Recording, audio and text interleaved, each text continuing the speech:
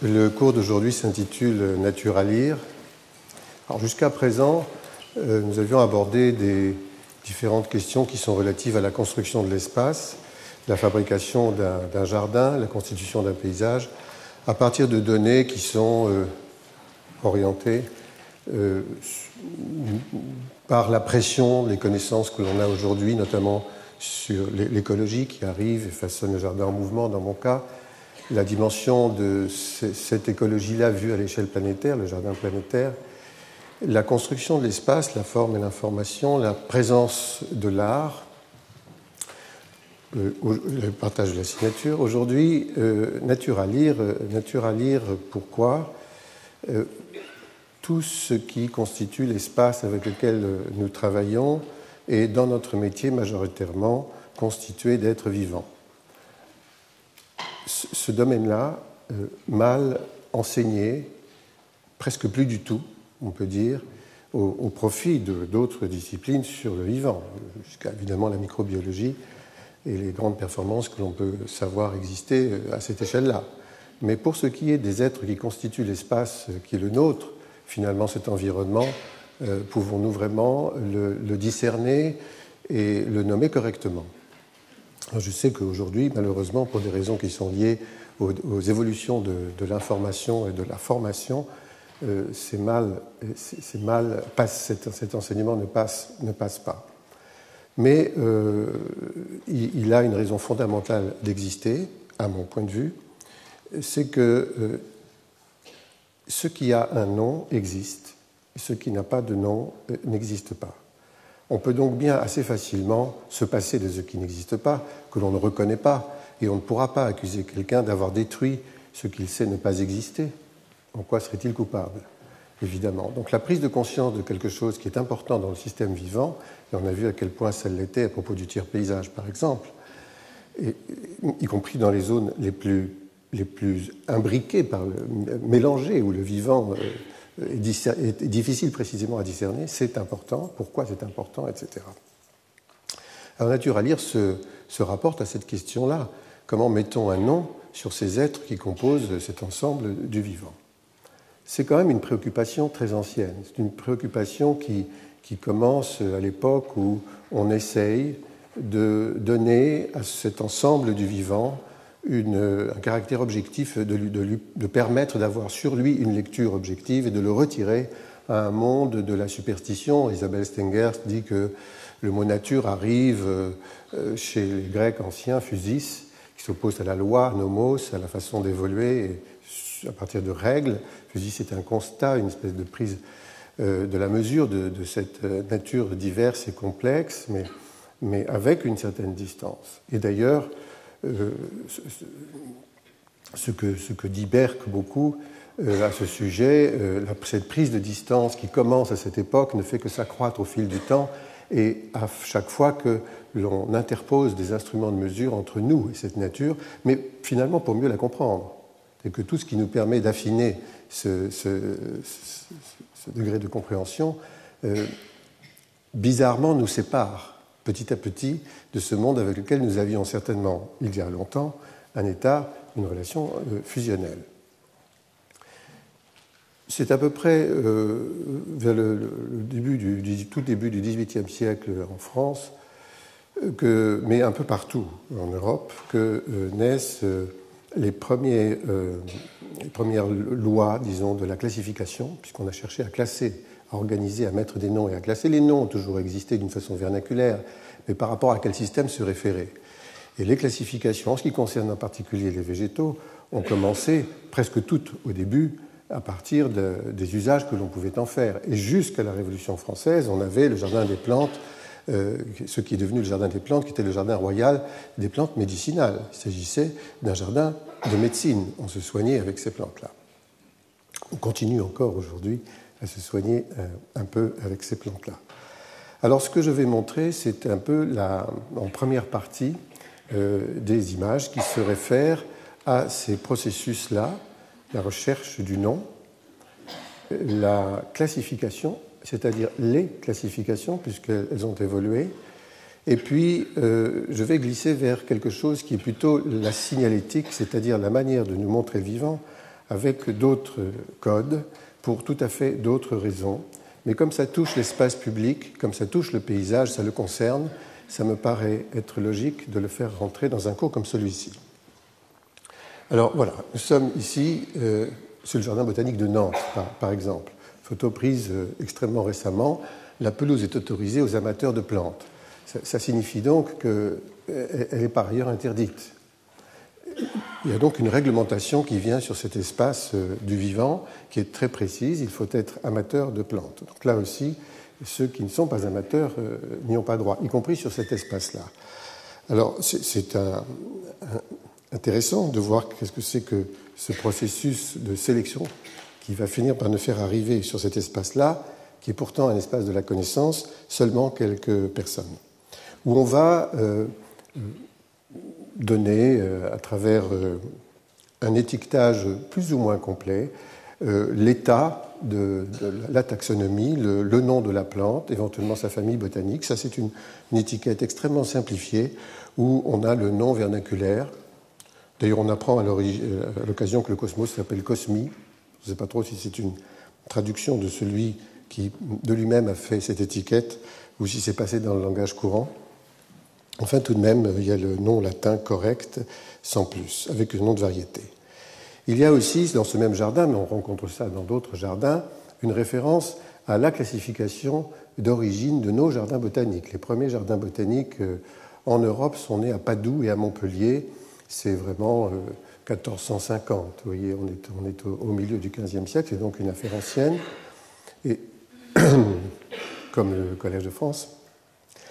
Et dans ces jardins-là, on rangeait véritablement les plantes suivant des catégories que j'évoquais à propos du jardin des simples de Blois, les plantes qui sont en relation avec le chaud et l'humide, le chaud et le sec, le froid et l'humide, le froid et le sec, et ensuite avec les usages que l'on avait par rapport à tout ça. La théorie des signatures entre dans ce type de classification, où on attribuait par exemple à la pulmonaire, pour la raison qu'elle ressemble avec ses taches aux alvéoles pulmonaires de l'homme, on lui attribuait la capacité à soigner les maladies pulmonaires, ce que pas du tout avéré, mais enfin ça se passait comme ça. Donc cette classification-là est archaïque, elle n'est pas complètement abandonnée, puisqu'il y a des plantes qu'on utilise aujourd'hui qui sont d'une efficacité absolue, très bien reconnue, pour toutes sortes d'usages. Là, il s'agit de la circulation sanguine. Voilà une étiquette complète où on vous donne le nom Ruscus aculeatus, c'est le petit hou, le fragon, c'est une liliacée dont les feuilles sont des cladodes, ce ne sont pas vraiment des feuilles, ce sont en fait des tiges transformées. Et on le voit parce que la fleur se met directement dessus, un appareil chlorophylien, les tiges chlorophylliennes, c'est banal dans le monde végétal. On a donc un double nom qui vient de l'époque où on a statué en disant, eh bien oui, c'est pratique ce double nom, quelquefois on en met 3. Quand on en met 3, c'est parce qu'on réserve la possibilité à la variété, qui est le troisième nom, de changer. Par exemple, ici, on dirait Ruscus aculeatus aculeatus, qui est une manière simplement de dire qu'il s'agit bien de l'espèce, sans variété, sans caractéristique variétale, mais s'il y en avait une, on changerait ce troisième terme. La lettre L signifie que ce nom a été donné par Linné. Tout ça est codifié et de temps en temps révisé. C'est-à-dire qu'il y a des réunions savants qui décident que ce nom n'est pas forcément correct et qu'il faudrait le changer. Loi d'antériorité, parfois, ce n'est pas toujours très justifié sur le plan de la description botanique. Il y a une plante qui s'appelle aujourd'hui Rhinotria japonica, qui est connue sous le nom de Polygonum japonicum. Polygonum, c'est évocateur, ça veut dire plusieurs genoux. Quand on regarde la plante, on sent que le long de sa tige, il y a ces genoux qui l'ont donné, qui ont justifié ce choix du terme. Et donc, bon, alors, mais on se réfère à Raynaud, on se réfère à un classificateur ou un botaniste, etc. Donc ici, il y a en plus de ça comme indication, l'écologie. C'est un mode de regroupement qui se fait parfois dans certains jardins, où au lieu de séparer les plantes par famille botanique, je vais y venir, on les met tout à fait autrement, c'est-à-dire en rapport avec leur milieu. C'est quelque chose que l'on ne faisait pas du tout avant le début du XXe siècle.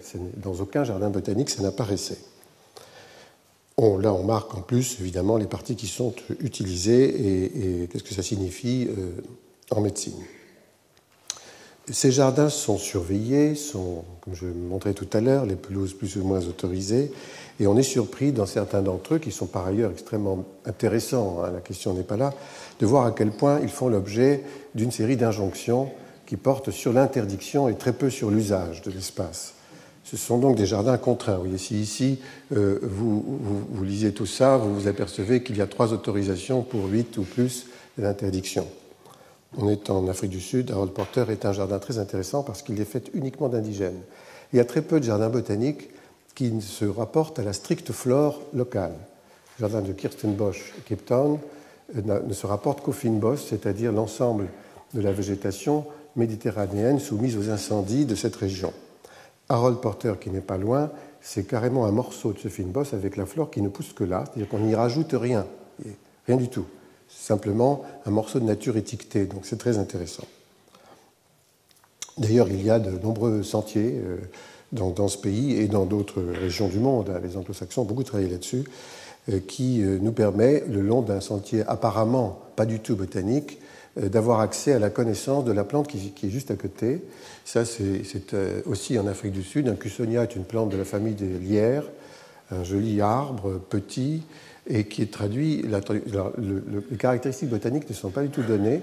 Par contre, on prête une attention à ce que ce soit entendu par 3 types de personnes pouvant circuler ici. Des gens qui sont anglophones, d'autres qui parlent le bourg, et les troisièmes, le zoulou, puisqu'on est dans un pays zoulou. Dans toute cette façon d'appréhender la nature et la connaissance des plantes à travers les sentiers botaniques, il y en a de plus en plus, il y a aussi des bizarres injonctions du genre vous devez faire ce circuit en 5 minutes, ou est-ce que vous pouvez le faire en 5 minutes, ou 20, ici c'est 20 quand même, quand même, on nous laisse un peu de temps, et on se demande s'il faut réaliser cette performance ou si on a le droit de flâner. On ne sait pas du tout. Bon, en tout cas, c'est une possibilité. Le principe de la classification systématique, il date de l'époque où Sébastien Vaillant, botaniste, découvre la sexualité chez les plantes. Ça se passe à travers un pistachier. Tournefort, en 1702, avait rapporté des semences de pistache, il ne connaissait pas, et ce pistachier est semé au jardin, et il y en a un qui pousse vraiment bien, et c'est un pistachier mâle, mais ça, on ne se préoccupait pas de ces questions à cette époque-là. Et Vaillant s'aperçoit, puisqu'il y en avait d'autres dans Paris qui étaient semés dans d'autres endroits, que s'il faisait s'approcher la fleur de ce pistachier, qui ne donnait jamais de fruits, d'une autre fleur, d'un autre pistachier, qui était un pistachier femelle, et qu'il en secouait le pollen, bref, il découvre ces mécanismes-là qui n'étaient pas connus jusque-là. Ça veut dire que la sexualité des plantes est une acquisition extrêmement récente, et 1716, le moment où il établit ce principe. Et à partir de ce moment-là, un mode de classification très particulier est arrivé qui se base strictement sur la sexualité. Parce qu'en effet, les plantes qui s'accouplent entre elles donnent des séries végétales qui ont des ressemblances particulières, notamment au niveau du diagramme floral. La fleur, c'est le sexe. C'est ce qui attire les insectes, c'est ce qui permet les pollinisations. La pollinisation est découverte aussi à cette époque-là. Enfin, la force, la puissance et l'importance de tous les animaux qui interviennent dans ce mécanisme aussi.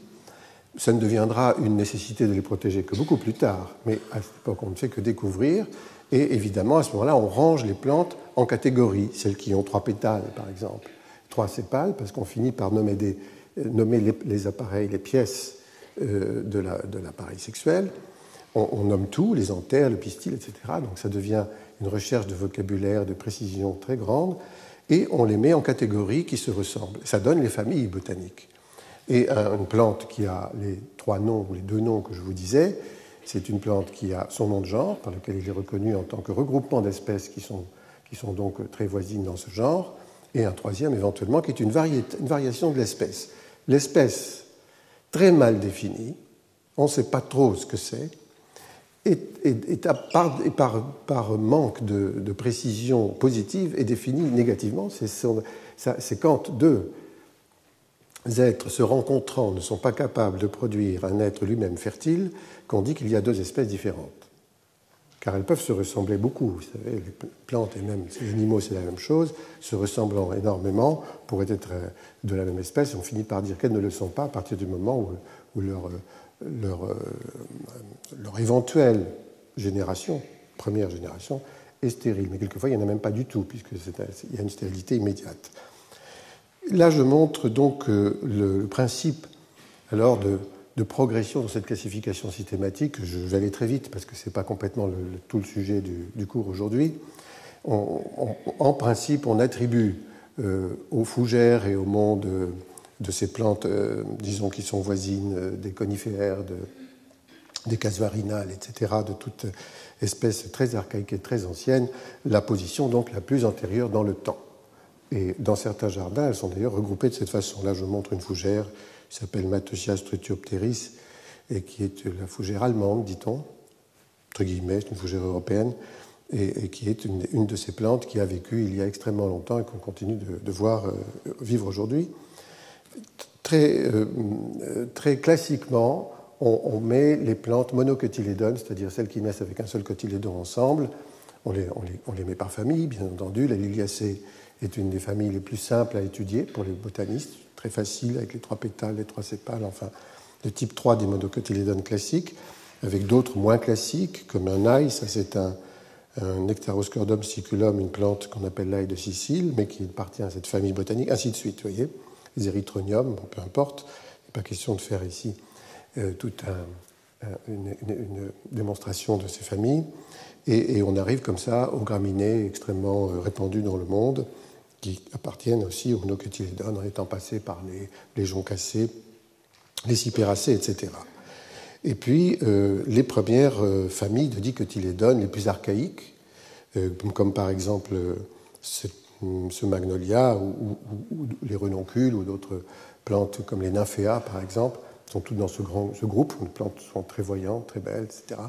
Il y a comme ça l'idée d'une phylogénèse, c'est-à-dire d'une filiation de famille en famille à partir de souches anciennes, donnant des plantes beaucoup plus complexes. On a vu la coupe de l'arôme à propos de la communication. Ça, c'est un Draconculus qui est une aracée. C'est une plante tout à fait particulière.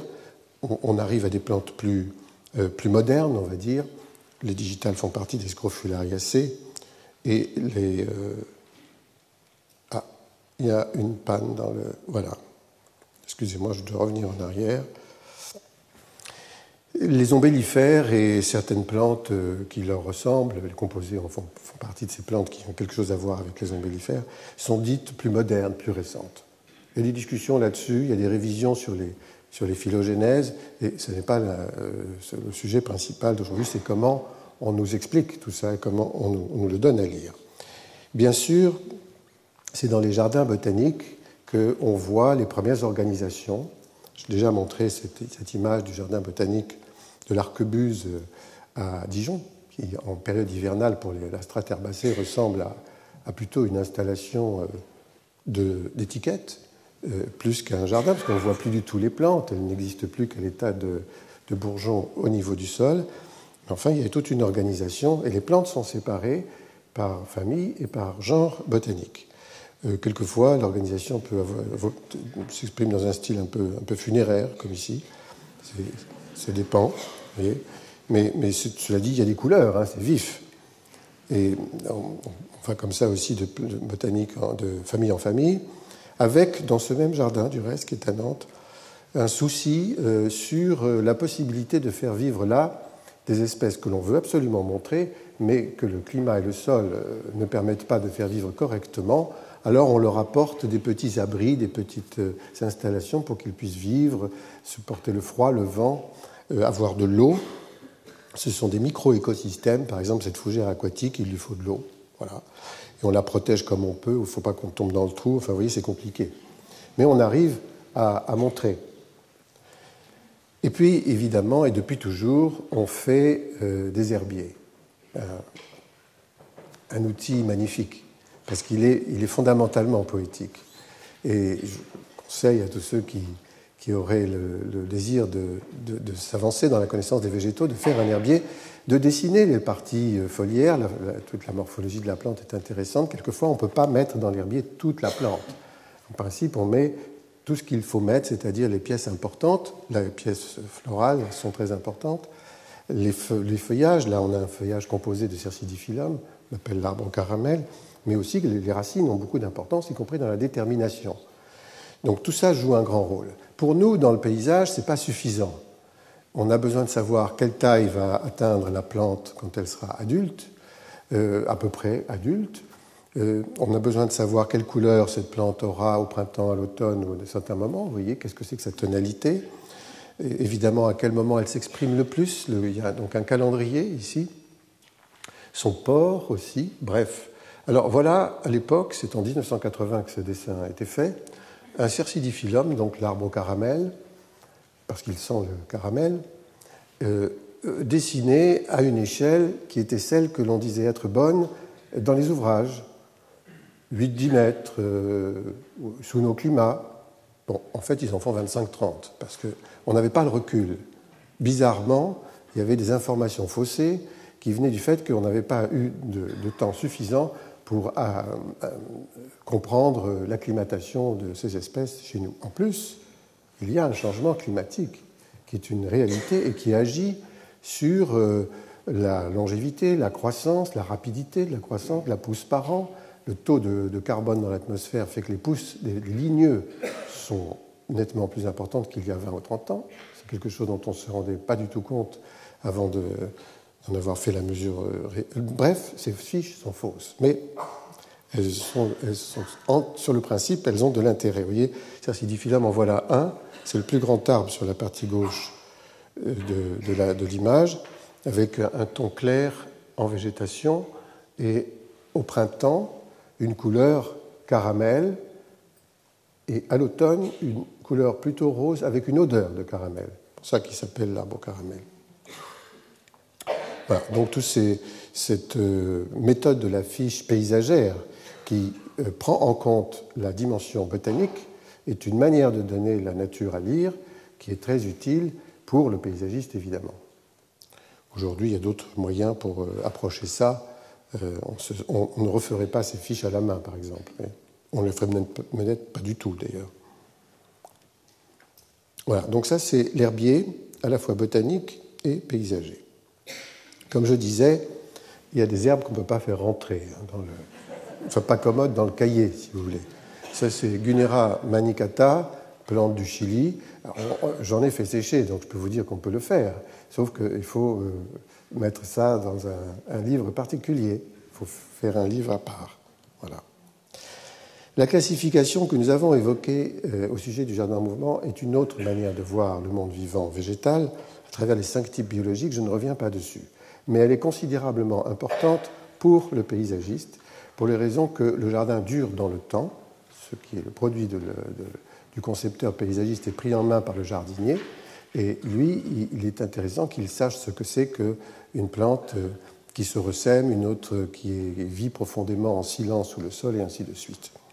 Les 5 types biologiques de Raunkier, ça c'est comme je l'avais dit, un apport de la connaissance qui est très important et qui arrive vers la fin du XIXe siècle.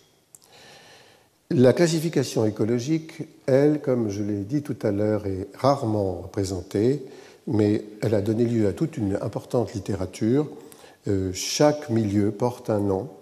Et par exemple, ici, on est dans une calunaie, c'est le nom de la plante qui est représentée majoritairement, mais pas toujours majoritairement. Sur un sol acide, on aura une série floristique qui est liée à l'acidité, au climat, et qui va donner lieu à un paysage particulier.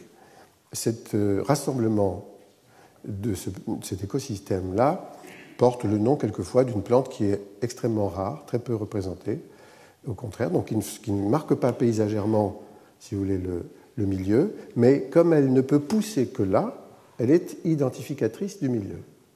Donc là, toute une terminologie particulière que je ne vais pas énoncer parce qu'elle est un peu barbare, sur chaque écosystème.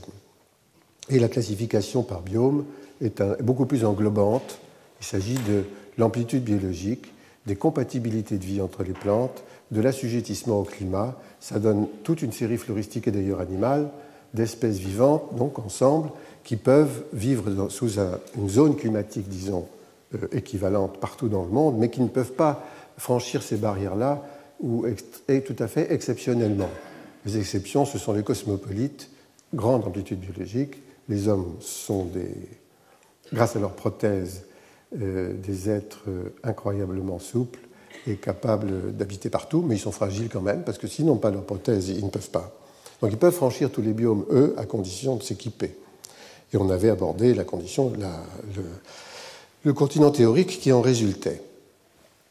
La classification cladistique est une autre manière de voir cet ensemble du vivant, où là, on se sert de chacun de ces caractères dérivés qui dépendent d'un être supposé le plus ancien et qui est plus ou moins tenu au fil du temps, et ça met ensemble des êtres qui sont extrêmement différents les uns des autres.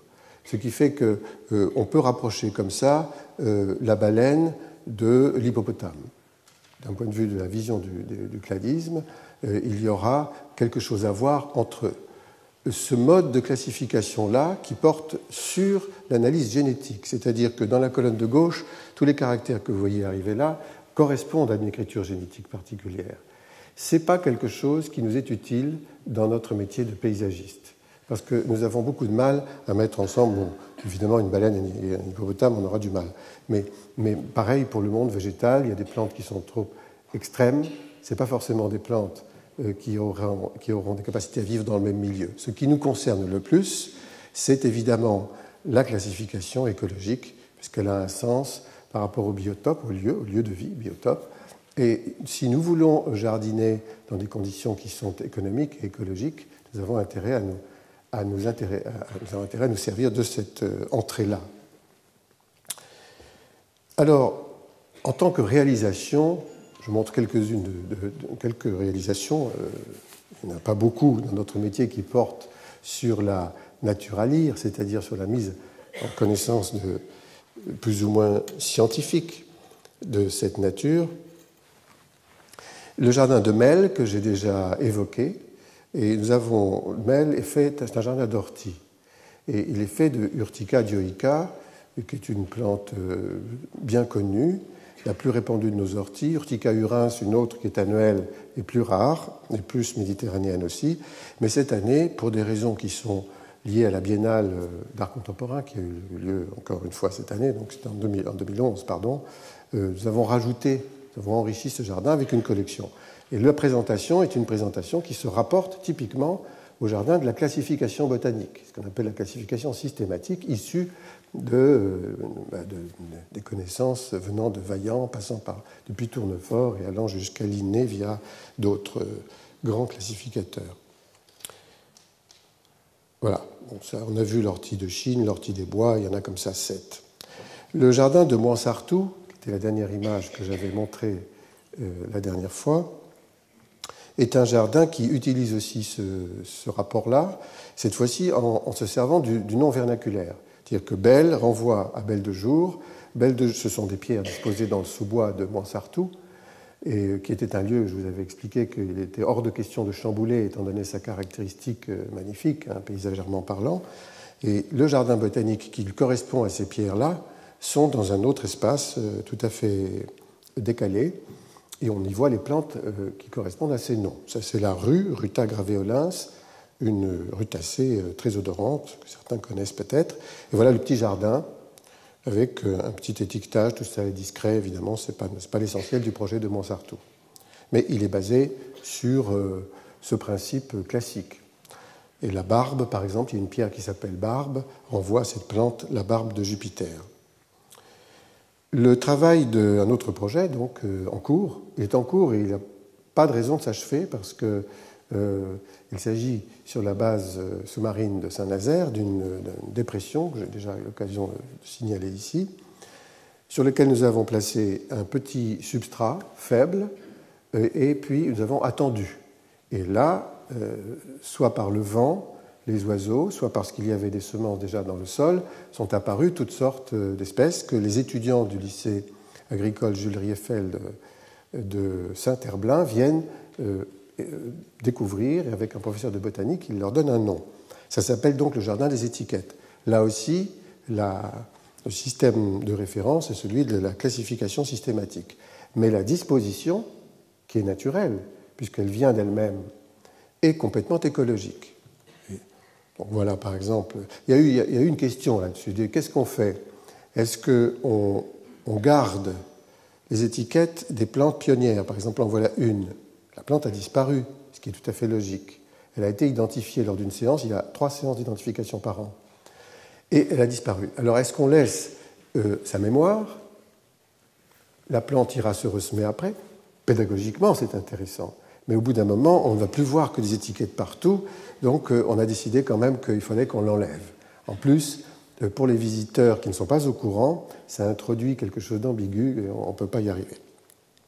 Mais tout de même, le rôle des pionnières qui apparaissent, disparaissent, c'est dans le place aux autres, et c'est les thérophytes dans le spectre de Rampierre, c'est très important. Le projet du belvédère des lichens, lui, il n'a pas de nomenclature à portée de regard. On est sur un site où on voit loin. Nature à lire, c'est aussi le paysage lointain. Mais, adjoint à ça, il y a un petit livre sur les lichens. Donc on montre à la fois la physiologie des lichens, leur mode de reproduction, mais aussi des exemples de ces lichens. On a, je vous l'avais dit, je crois, à partir d'une idée bizarre de l'observation la plus simpliste, qu'il y aurait soi-disant 4 lichens, il y en a en fait 14 et peut-être même 21. Enfin, Corinne Nantais, qui est la lichenologue qui nous fait cette détermination, a montré la richesse incroyable de ces rochers qui sont l'emplacement où se trouve le belvédère lui-même. Ça a justifié un petit ouvrage. Bon. Lichen et mousse, ici, on a en plus.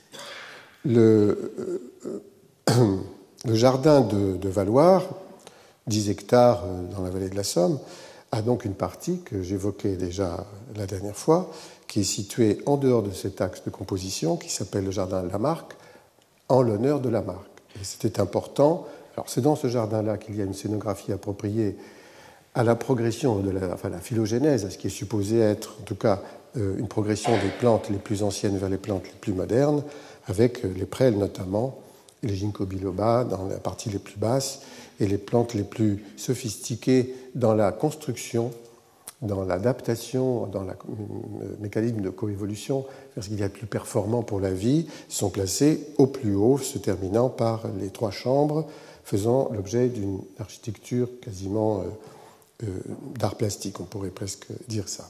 Si je remontre ça aujourd'hui, c'est parce que c'est en rapport, quelque part, avec le cladisme, c'est-à-dire un mode de compréhension de l'évolution.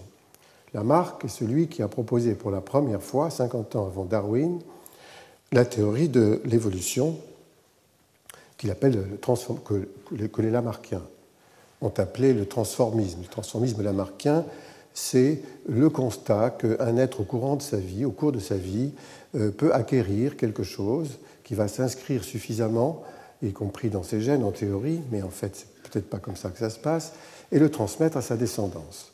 La transmission des caractères acquis s'appelle donc le transformisme lamarckien. C'est cette théorie-là.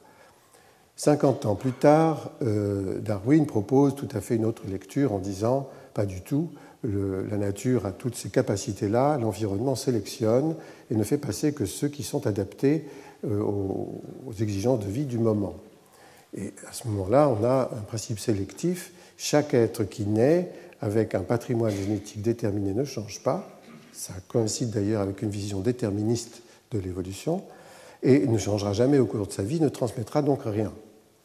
Ce qui est philosophiquement, ce sont 2 positions extrêmement différentes. Dans le cas darwinien, il n'y a pas d'espoir, on ne peut pas changer. Dans le cas lamarckien, on peut changer, tout le monde peut changer.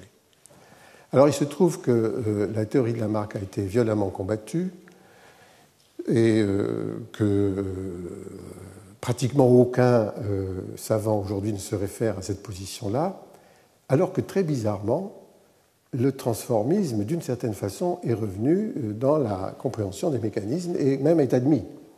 À travers les études sur l'obésité, on s'est rendu compte que acquise cette obésité au cours d'une génération, elle est transmise 2 générations plus tard d'ailleurs, pas immédiatement, mais ensuite toutes les autres. C'est-à-dire qu'il y a là vraiment la transmission d'un caractère acquis au cours de la vie d'un être. On peut en dire autant des plantes pyrophytes qui se sont façonnées sous la pression des feux et qui ont acquis des caractères tels qu'elles auraient presque besoin du feu pour vivre. On peut en dire autant sans doute de beaucoup d'autres êtres dont on ne connaît pas forcément bien les mécanismes au cours du temps.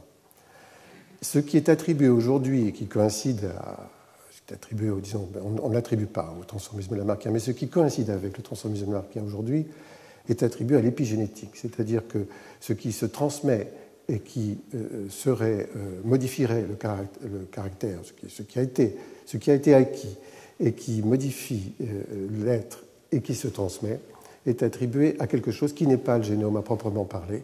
Alors ça devient quelque chose qui est autour de lui. Mais le résultat est le même. Ce qui est intéressant, c'est que le résultat est le même. Il y a donc de l'espoir. Important à savoir. Voilà pourquoi je montre ça.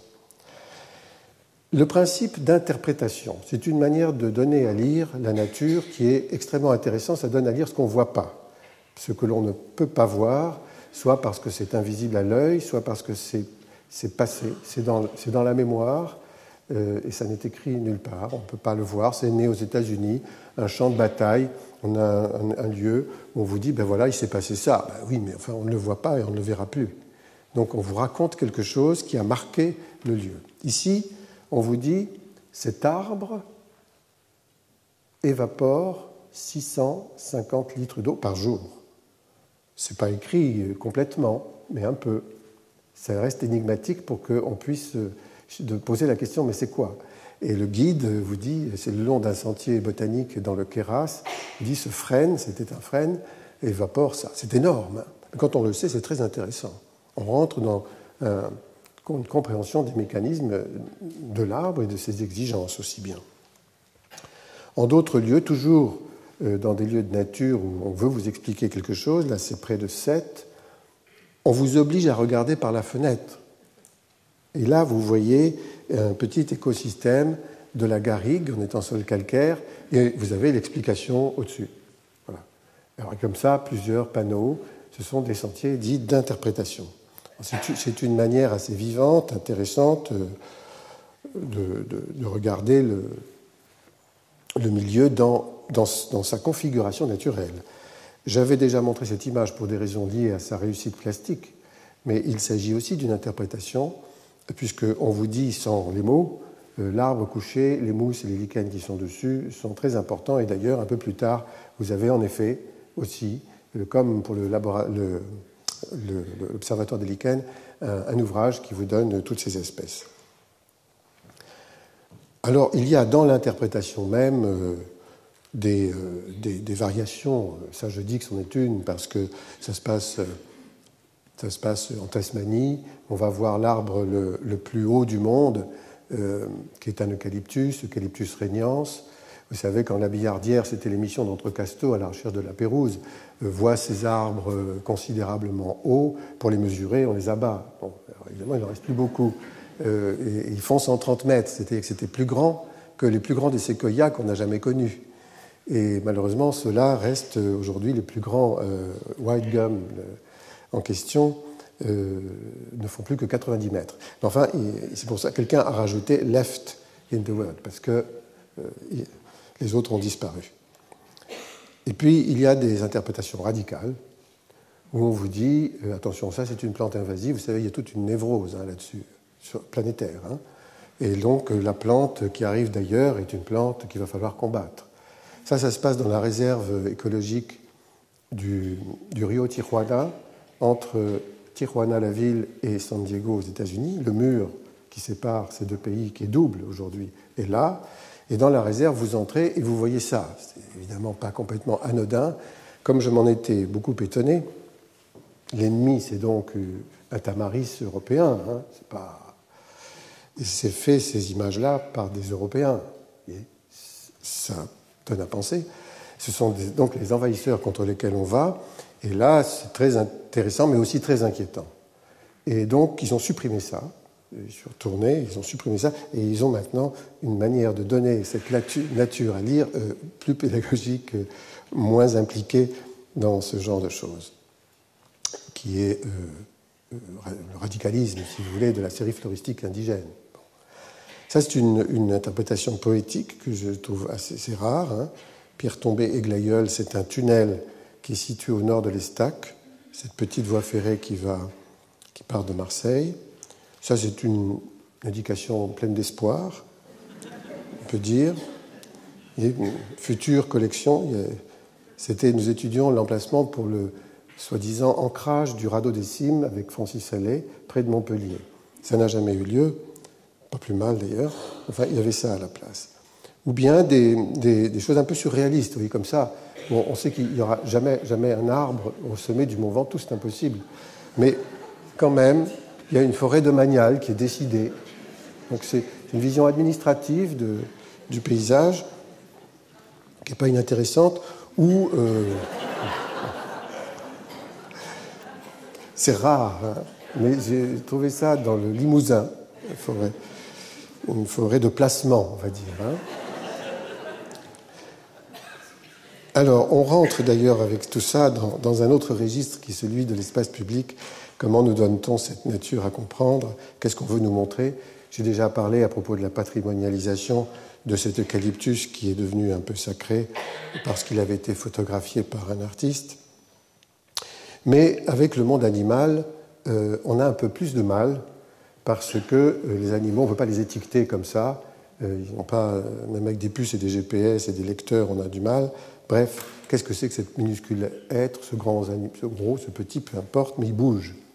Bon, celui-ci ne bougeait pas, parce qu'il avait été, c'est une silhouette de loin, on voyait un oryx, on s'approche d'une poubelle, c'était dans le désert du Namib, mais en général, c'est pas comme ça que ça se passe.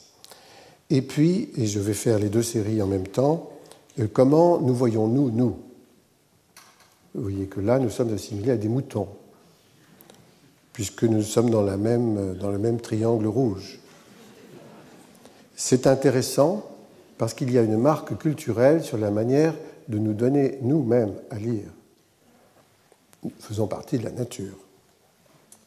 Donc les animaux, pour commencer, on pourrait mettre une étiquette sur la rue, la voilà la rue, Ruta graveolens, mais pas sur la chenille du macaon, qui d'ailleurs bizarrement mange cette rue. Dans Paris,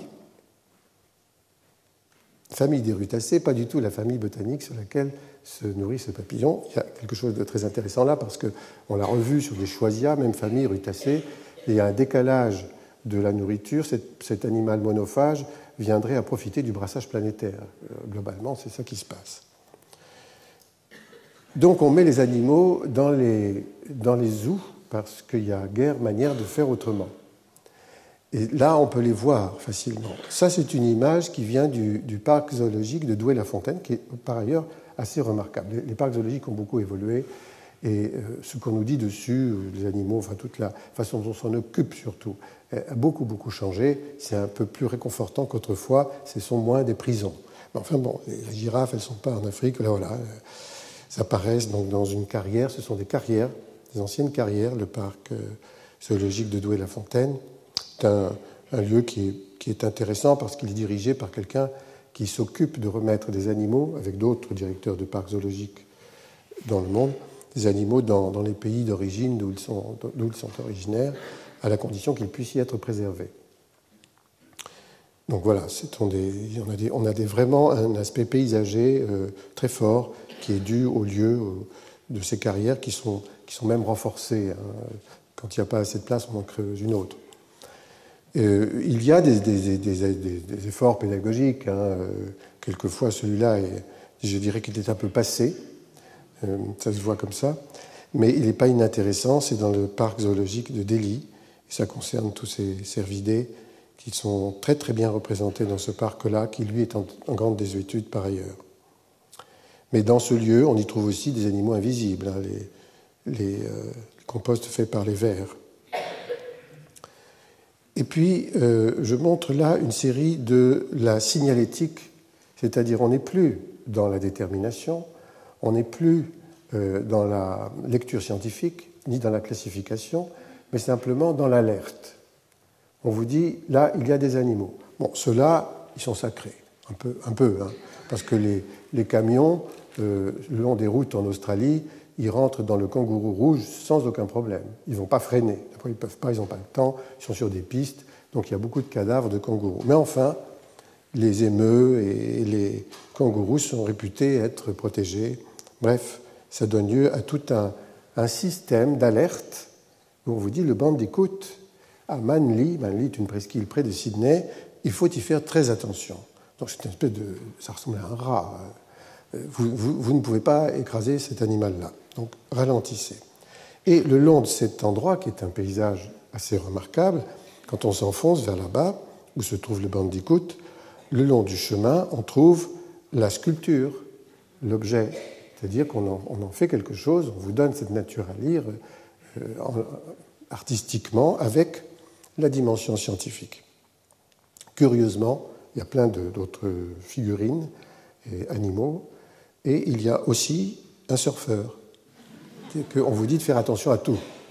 Et ça, ce n'est pas inintéressant, parce que de la même façon que le mouton et l'homme se trouvent dans le même cas, pour le village de Dompnac en Ardèche, on se trouve ici dans un autre cas de figure où nous sommes assimilés. Pourquoi pas? Alors j'ai trouvé comme ça, à droite et à gauche, des manières de nous alerter, ici en Nouvelle-Zélande, qu'on n'a pas partout. C'est-à-dire qu'il y a une lecture culturelle de qu'est-ce que c'est que cette nature que nous voulons protéger ou sur laquelle nous voulons vous dire quelque chose. Ici, il y a une mare à gauche, donc on vous dit, attention, les canards peuvent traverser quand même. Ou bien la tortue peut traverser. Là, c'est le fameux Fynbos d'Afrique du Sud. C'est rare de trouver ça chez nous, encore que la tortue d'Hermann, qui est en voie de disparition dans la partie du massif du Var, le massif des Maures, mériterait qu'on signale, qu'on mette des panneaux de ce genre. Vous voyez. Plus rare, les insectes. Là, j'avais trouvé ce bousier dans une réserve quand même, il faut dire, on était dans une réserve d'éléphants, dans un endroit où il y a eu beaucoup d'éléphants, où il n'y en a plus du tout, c'est au nord de Port-Élisabeth, donc évidemment, il n'y a que très peu de bousiers, puisqu'ils sont inféodés, ils sont typiquement inféodés à cet animal, la bouse et l'éléphant. Donc il ne faut pas rouler sur un bousier. Et c'est intéressant parce qu'aujourd'hui, vous savez, on a quelques bousiers en France, pas beaucoup, et beaucoup moins que quand, il y a 30 ou 40 ans, on se promenait dans les prairies. Parce que toutes les vaches sont traitées. Elles ont des antivies, des antibiotiques. Et beaucoup. Ce qui fait qu'évidemment, dans les bouses, il n'y a plus rien. Et les entomologistes qui s'intéressent à la question, et c'est Fabre qui avait fait tout un travail sur les bousiers, le premier, les entomologistes viennent dans les élevages bio parce qu'ils retrouvent des bousiers, sinon il n'y en a pas. Bon, le bousier, alors, les abeilles, c'est aussi quelque chose qui est rare. C'est dans un jardin botanique, c'est à Montréal. Et on explique par là, attention, il y a des ruches quelque part. C'est pas dangereux, une abeille, enfin, c'est rare. On sait que ça peut créer des problèmes d'allergie, mais bon. Là, c'est la perplexité de l'animal devant les... Qu'est-ce qu'il doit faire? Et c'en est plein de signaux comme ça, partout dans le monde. Alors, la vache. La vache qui, attention, bon, c'est pas trop, là, évidemment, là aussi c'est ambigu, mais c'est la vache modèle européen français en Nouvelle-Calédonie, mais enfin, ça fait rien, c'est nous qui avons dessiné cet animal. Et elle est un peu différente, vous voyez, c'est dans le détail que les choses se passent. Nos cornes sont horizontales. Les cornes de la vache espagnole, non. Parce qu'il y a quelque chose à voir avec le taureau. Et on est dans un autre rapport culturel. Là, on ne veut plus la voir du tout. Et ça, c'est parce qu'on a changé, c'est en Nouvelle-Calédonie, de région. On est dans le nord, c'est la partie kanak. Ils ne veulent pas de ça. Ça ne les intéresse pas du tout de savoir qu'on doit faire attention à cet animal. Donc on tire dessus de toute façon, quoi. Et ce n'est pas sur l'animal qu'on tire, bien sûr, c'est sur l'ordre.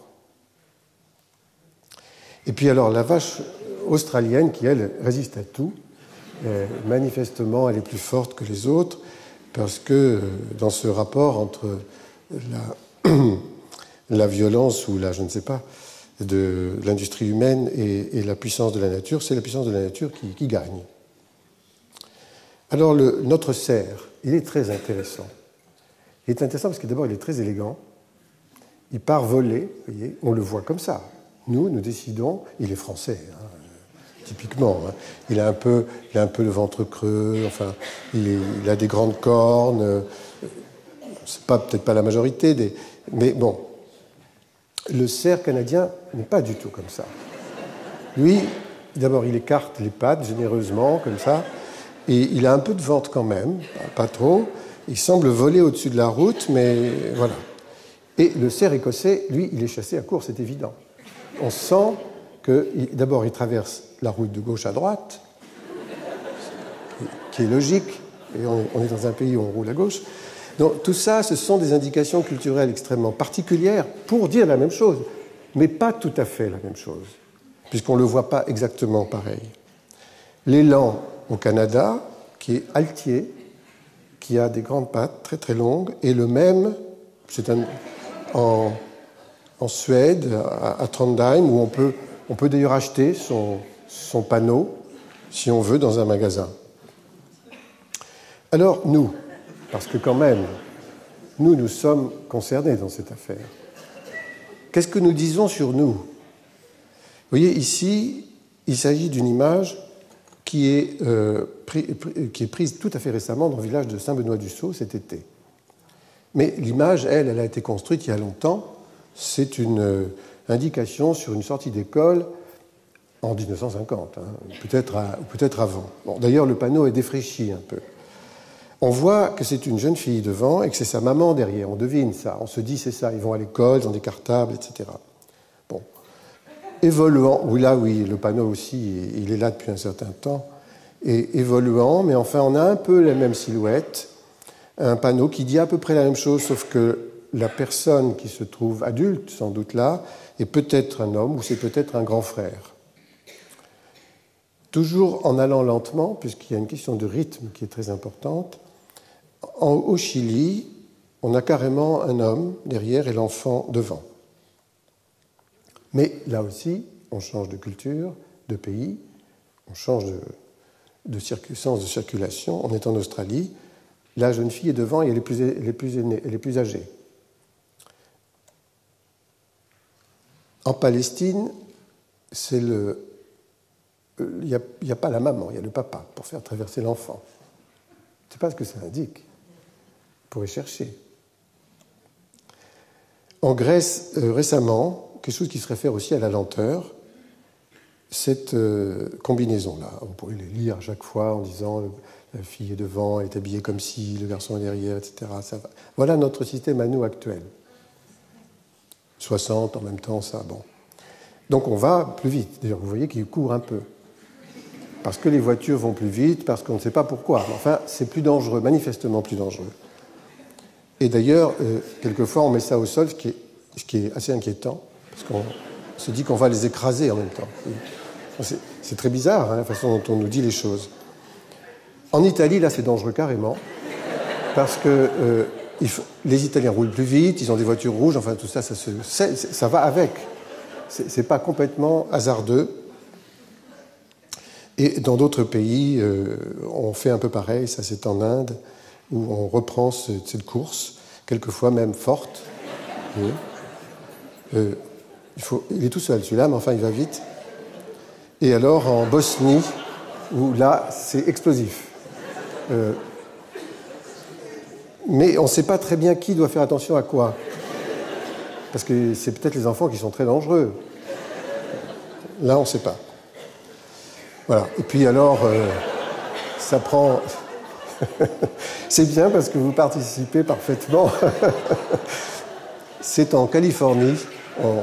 Ça n'est pas tout à fait lié à traverser des enfants pour les écoles, c'est toute une famille en fait. Il s'agit de s'écarter d'un danger réel.